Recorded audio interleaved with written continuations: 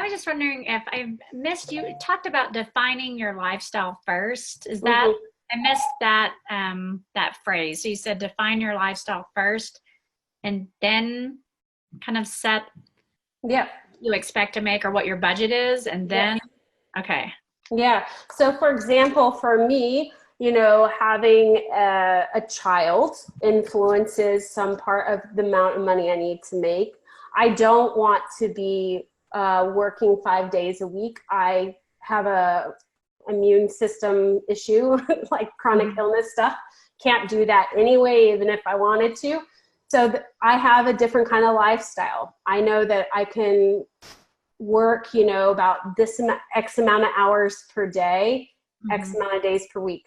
Now you may not know that, but then you start to fantasize. We have this process in our boot camp where we do like visioning and really sitting with like, what is that?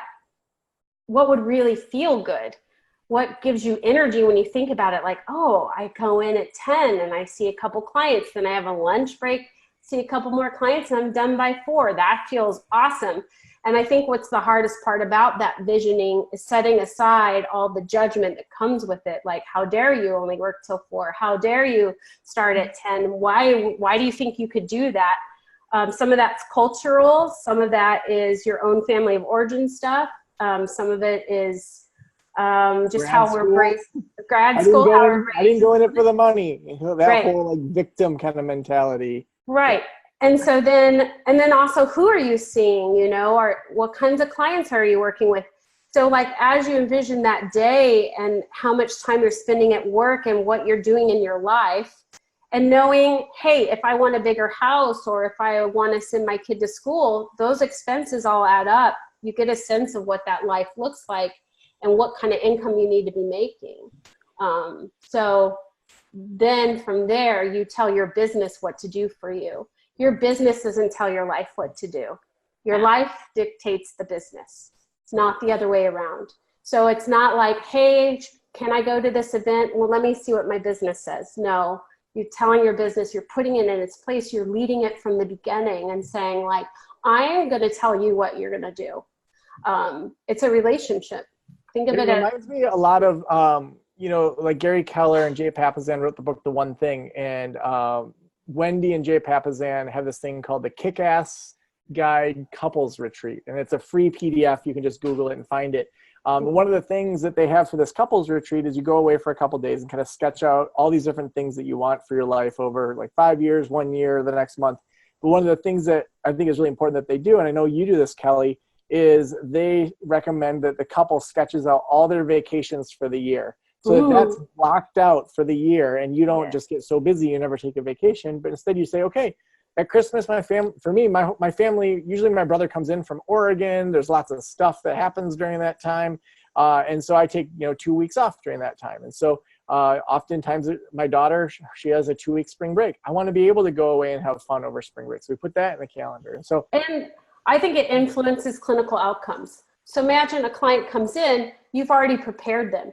I take 2 weeks off at Christmas. I take a month off in the summer. This is what we do during that time.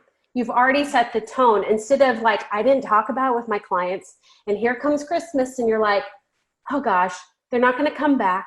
And you start worrying, but it helps you set a better tone of like, hey, I've already prepared. I think it's a way of taking care of our clients too. This is where I love how business and clinical outcomes like mirror each other. So that if I invest the time and the intention in my scheduling, that helps my client. That's me providing the frame, holding the boundaries, being clear from the beginning, and not repeating maybe some patterns they've had in their life that are chaotic, where people don't think about them to the last minute, or who are tiptoeing around them, telling them what they need. You're going to shift that from them just by taking care of yourself in your business context. So yes, I plan out my whole year ahead in advance. I have all my schedule. I take 3 months off a year throughout the year. I don't even know how to talk anymore. So I already know what days I'm off. And now if something comes along and an opportunity, I can say yes or no based on that, and I can flex that time around.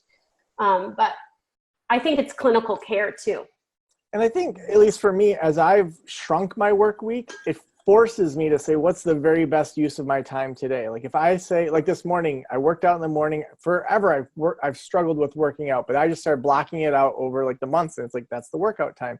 So it's like today I worked from 10 until, well, I'm going to go speak at a college, but after this, 4:30. So it then forces me during the day to say, what's the single best use of my time? Where are the holes that I need to outsource? And over time, it's easier to kind of hand off these things for $10 an hour to people rather than have me have to do it all the time. In my other course that I have that I'm still working on, I have this like filter where it's just, you think through, is this task essential to the outcome in the business? Whatever outcome it is that you're seeking, like, is it required to make the business run? If not, why are we doing it? If it is, can someone else do it, or is there a tool that can automate it? Otherwise, then what's remaining is for you. And then you can block that into, you can batch your time with that. Now, what do you think about like business after hours or the Chamber of Commerce or going to like CEO groups or things like that locally?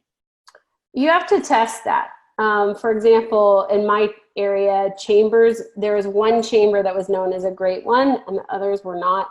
I always say do the free stuff to get a feel, because often chambers or those kinds of things will offer like an introduction and you can go and see what you think. If you're an introvert or those things exhaust you, it may not be a good fit. So finding that like your personality and the best way that you connect with people. Being an introvert does not mean that you don't like relationships. It means that you really highly value them, but you value them at a very deep level. And so you may want to do your referral networking differently. So I would say know your personality and where you shine and match your marketing with that as well.